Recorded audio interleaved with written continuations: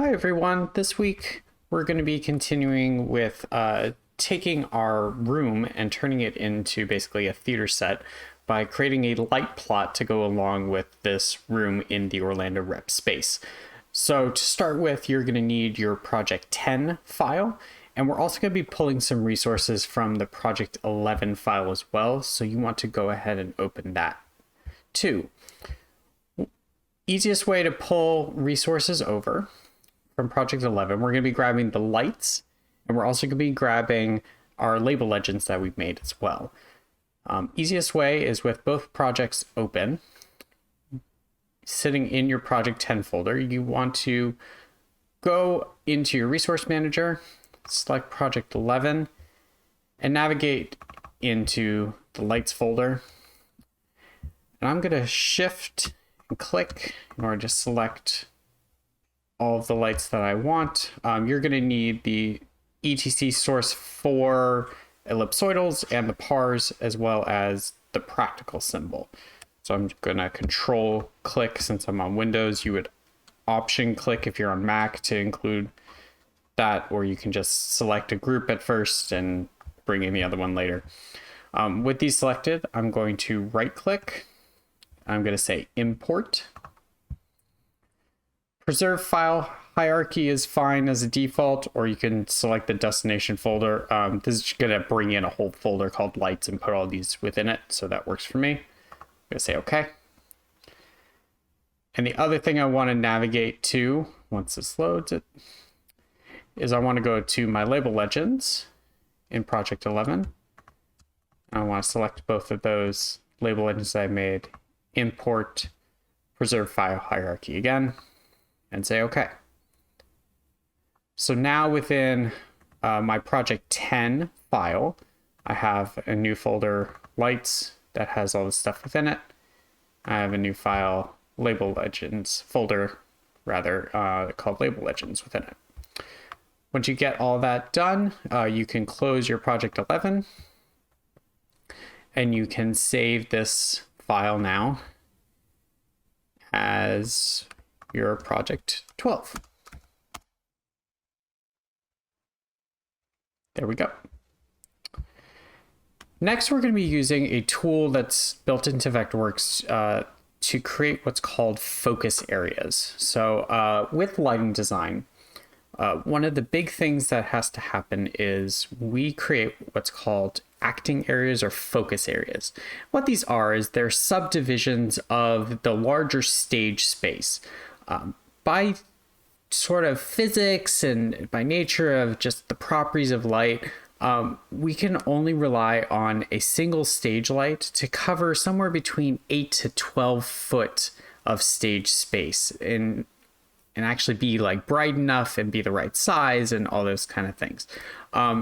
So creating acting areas and subdividing this stage space is the first step of this lighting design process of how we actually go about starting to make this plot. So we're going to go into our tool sets, into lighting, and there's something called a focus point tool. Just like that. You want to be working now in the class of lighting and focus point objects. So just go ahead and select that one. And then go into your preferences for this focus point tool. By default, you're going to see something that's called standard hybrid. And it's going to have default class and it's going to say active class or something like that. Go ahead and change that also to lighting focus point objects.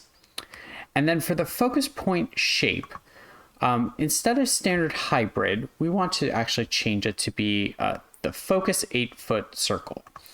What this is going to do is it's going to create an 8-foot circle in scale in our plot, in our actual drawing.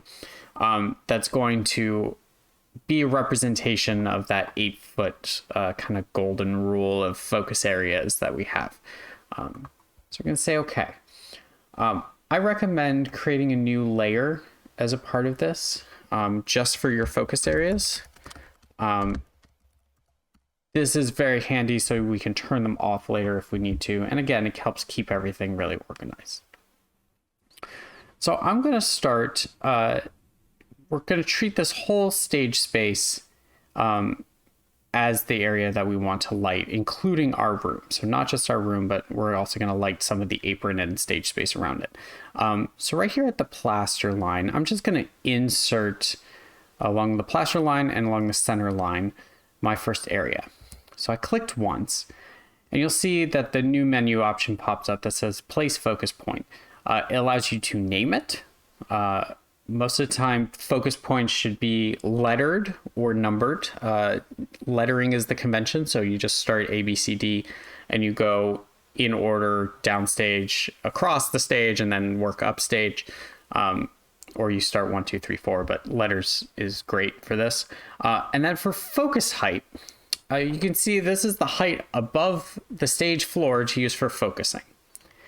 Humans are about averaging, anywhere between 5'6" to 6 foot, sort of like the average height for a person nowadays. We want the focus height to be at a person's head, essentially. What's really easy here is to just select it and put 6 foot. If you wanted to be all fancy, you could put 5 foot and change, like 5'8", something like that, and that'd be pretty close at least, but 6 foot's a really good benchmark. I just assume everybody's taller than I am. So here we are. It's now inserted this circle with a letter A at the center. You can scale this up, this letter size up if you want. All right, so now we have one focus area.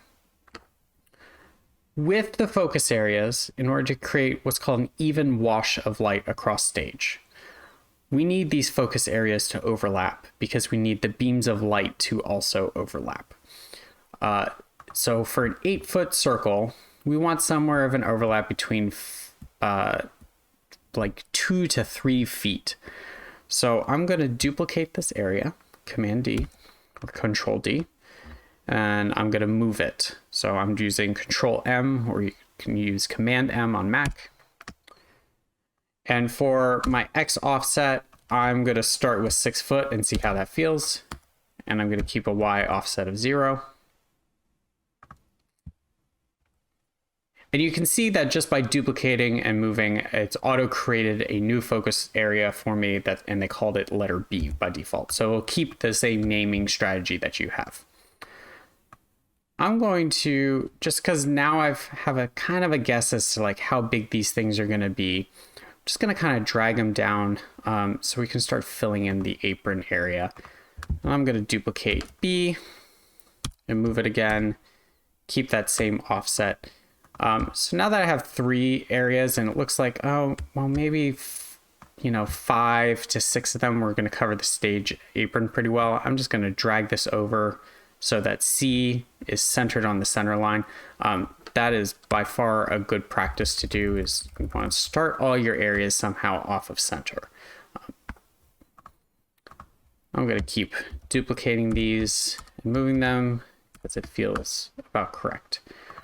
So there's a first row of areas. I'm going to drag them down just a little bit, but this is starting to feel appropriate for me. So now we need to start filling in. We have downstage kind of started to be sorted out, right? We need to start establishing this working upstage, so we cover our whole playing space. So I'm going to duplicate, with this entire row selected, I'm actually going to duplicate this row, and I'm going to move it again. This time I'm going to offset on the Y, and I'm going to start with that 6 foot increment that we did side to side, because might as well keep it the same. And you can see that we now, it auto lettered, it did all that kind of stuff for us, it moved it across. We can kind of keep working our way up. So now that I'm about to hit where my room is on stage, I don't need all 5 areas across anymore. It looks like I can start getting away with more like 3 across, maybe even 2, but I'm going to try the 3 first. So I'm going to duplicate those center 3. I'm going to move upstage again. And actually the 3 ended up working pretty well. I'm going to move these 2 side ones in by, about a foot a piece, just so it compresses a little bit. I don't need a person standing right up against my walls. Like an actor would never be there in a real stage space, so I'm just gonna kind of move them in a little bit so it fills most of the light right there in the center. So there we have it. We have a grid of focus areas now, and we're ready to do a process that's called photometrics from here. So photometrics is the kind of science and math part of lighting before you get to the art. It dictates the size of the light, and also eventually dictates the intensity of that light. So it's the brightness and size of a light at where it's focused at a given distance.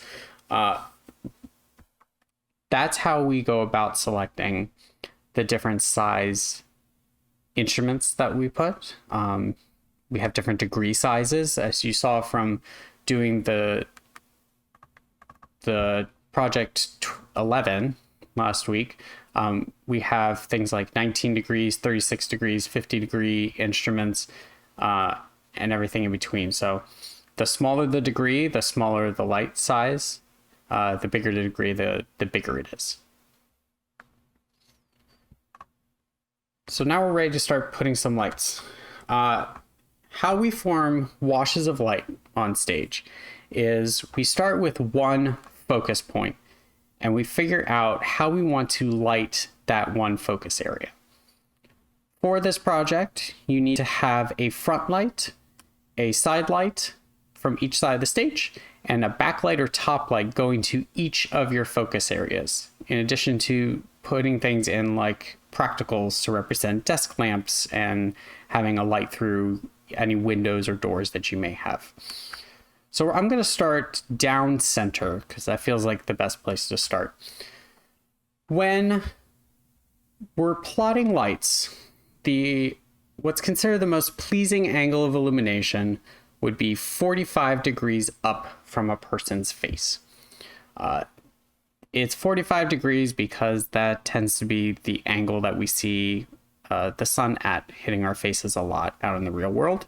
And it also just kind of is the happy balance between having enough shadows to kind of get features, but few enough shadows, I should say, also to be able to actually see all the features of the face too. All right, so in order to determine that, I'm actually going to reselect on my lighting positions. I'm going to change my active class to being lighting incandescent, because I'm just going to be drafting a whole bunch of incandescent light fixtures. And now I need to figure out which of these front two pipes would be the optimum one to start my front light on. So I'm going to go into a right-hand view. And now my focus areas start right about down here. This is about the first focus area, give or take, of where I'm looking. So I'm actually going to just take a line and I'm just going to draw it up. I'm just going to kind of see how steep or how flat something is. And I think that the best one to go through out of my options, so I either have this apron position right here, or I have the front of house position out there. And the front of house one seems to be the best angle for this. So I'm just going to escape out of my line. I'm going to go back into top plan view. So I need a light pretty much at center line on this front of house pipe that then is focusing towards C. And I'm going to pick the 19 degree for starters. I think that this is going to be, it feels like it needs to be that small in order to get there, but we're going to try it. So I just inserted that, double clicked, and you can see that it automatically put it onto that front of house position. If you scroll down in object info, you'll find a field that's called focus. In this field, if you put any of your focus points, put the letter or number that it matches up to, it's going to automatically focus your light to that focus point. I'm going to choose C Doesn't matter if my focus area is capitalized and the field in the lighting device is undercase. It does not matter at all. So I'm going to say C, hit enter. And now you should have two boxes that show up and ungray themselves. One that's called draw beam and one that's draw beam as 3D solid. We're going to use draw beam. So with my light selected, I'm going to click that checkbox. And you see that now Vectorworks is rendering out. It's actually in 3D as well. So I go into a rotate view. You can see that it's actually rendering out what my expected light beam size and shape will be when it hits that focus area from the lighting position that I drew it on. If you need to, if you chose, let's say a 36 and you realize, oh, that feels too big, like you can always change it by saying replace lighting device in your object info palette. But what you're looking for is, you can see by looking, there's two concentric ovals. One is called the beam angle. The inner one's called the beam angle, and the outer one is called the field angle. And with lighting, what that represents is that the beam angle is the point of the light beam that is 100% intensity. And then the field angle, that change between those two circles, is where the light starts to dissipate out from being full intensity down to, like 50% intensity. So what we're looking for when we're doing these photometrics is that the width of our beam angle is covering the entirety of our focus area, whatever that might be.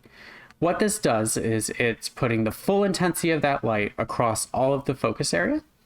And then when we start layering these in side by side by side, they're going to mix smoothly going across the entire stage. So when we turn on all of our front light and the actor walks from stage left to stage right, they look like they're walking through an even intensity of light all the way across stage because these lights are overlapping.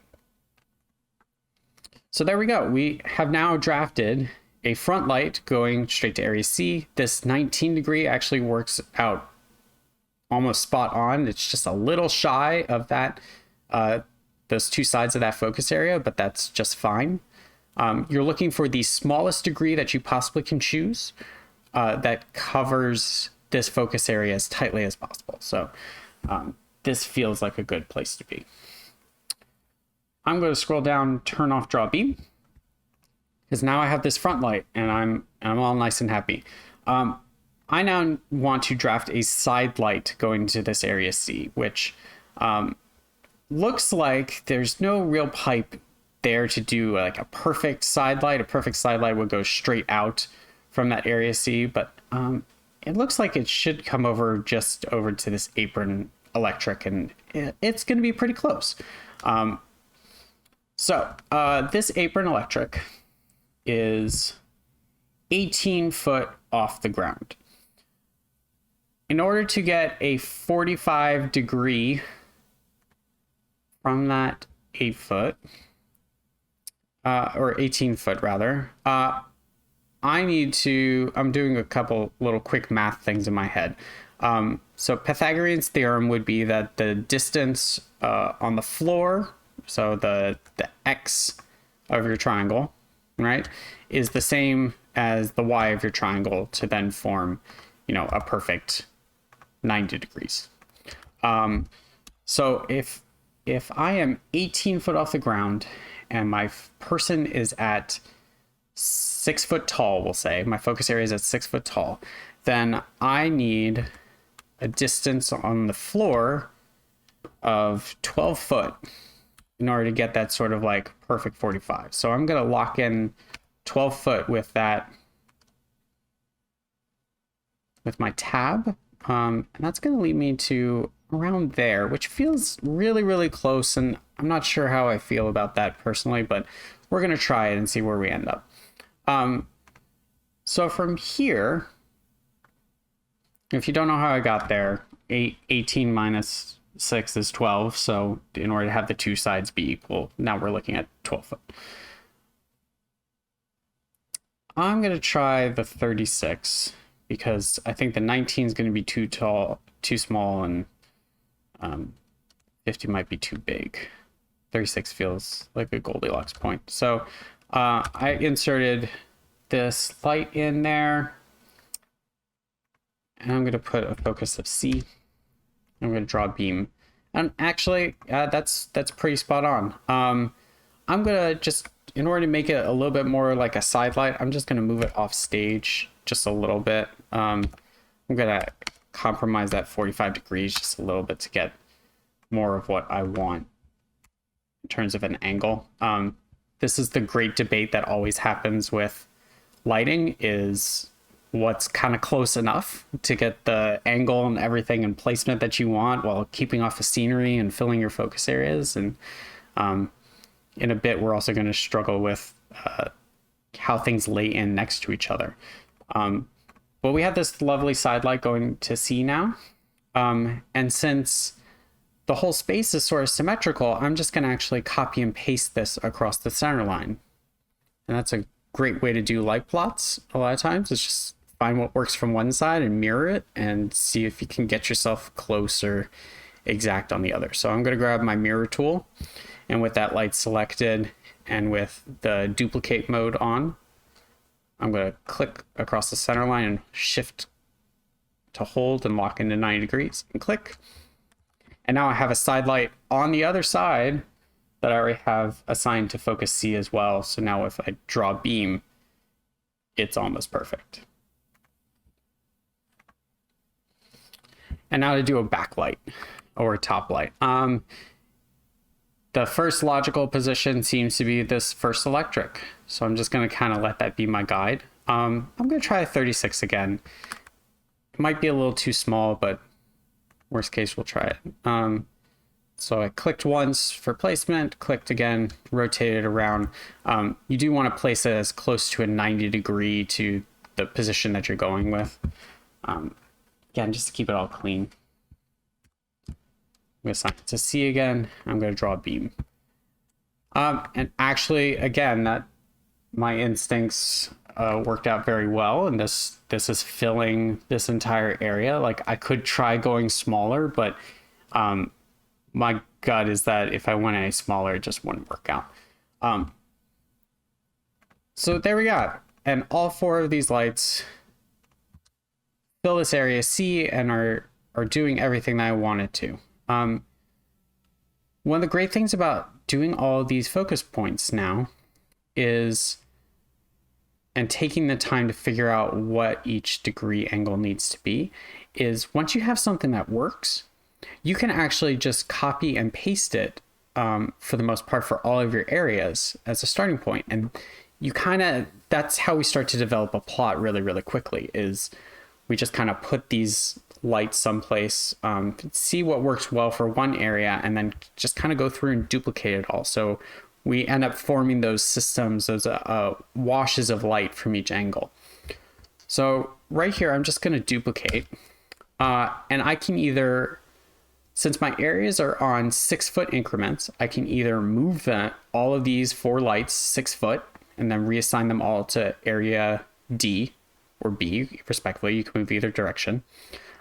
Or you can use like the move by points tool and just click between your areas. I'm going to use the move command 6 foot. You can see that now we're perfectly lined up with area D with all 4 of these selected. I'm going to choose area D. And if I was to draw a beam, you see all of these end up in a good spot. I'm going to try this again for area E. Duplicate. I'm going to use the move by points tool just so you see how that works. Click at the center of an area, click to the center of an area. So you can see we actually ran into a little bit of an issue doing that. This light has fallen off of the electric. Sometimes you don't have pipe to do everything you perfectly want to do. All I'm going to do is I'm going to move this over so it's now joined up to that end of that apron pipe essentially. So now it fits in there. And I suspect also as I go through that I'm going to run into an area or a problem with this light bumping into the other one that's going to kind of want to mirror across going to area A. So I'm just going to move this one over another couple feet as well. again, just so it kind of clears. This is sort of the give and take of a light plot. You know, get something close and then make it so they fit nicely next to each other. And you can apply these same principles working upstage. So I forgot to make these going to area E. So I just selected them all. And again, you can see, gets the idea across. So you can do the same thing working upstage. So I'm going to grab my lights for area C. And I'm going to try duplicating them and moving them upstage a little bit. So I'm going to duplicate. I'm going to move. Instead of on the X, I'm going to move them on the Y. 6 foot. All right, so now we have a little bit of an issue. You can see that for all of these, it just kind of placed them in limbo. There's no position where these perfectly would line up, at least with the previous one. So we have a choice. We can either round up or round down, essentially. We can either move these upstage a position, upstage a pipe more, or we can move them back downstage to the previous location. For my side light, I think I'm going to move them upstage because that seems to make the most sense to me. And you can see that I have a bit of a conflict here. I need to make sure this light is at least 2 feet away from this light here, just so it clears underneath of it. So this one light, I'm going to move.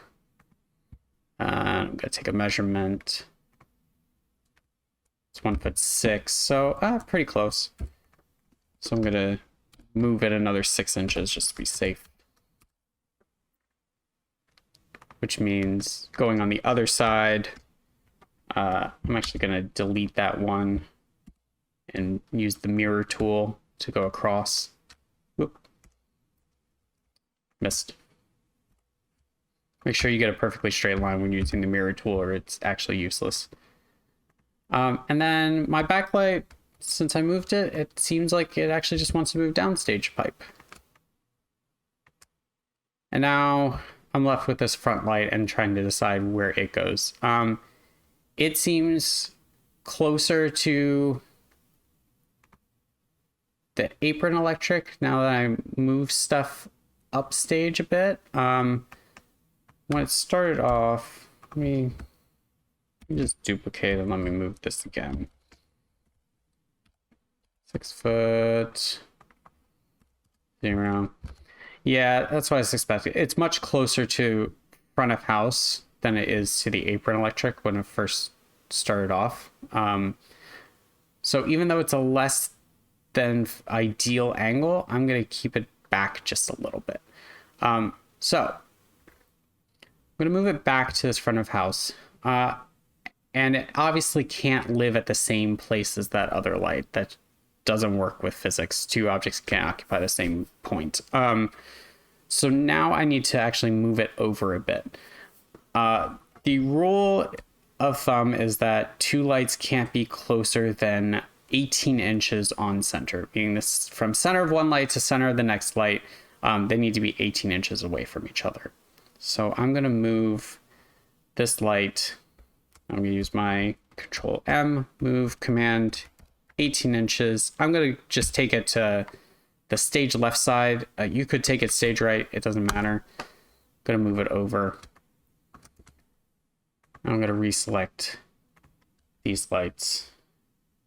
And now I'm going to move them to focus H. And you can see that they are covering, they're doing what they're supposed to do.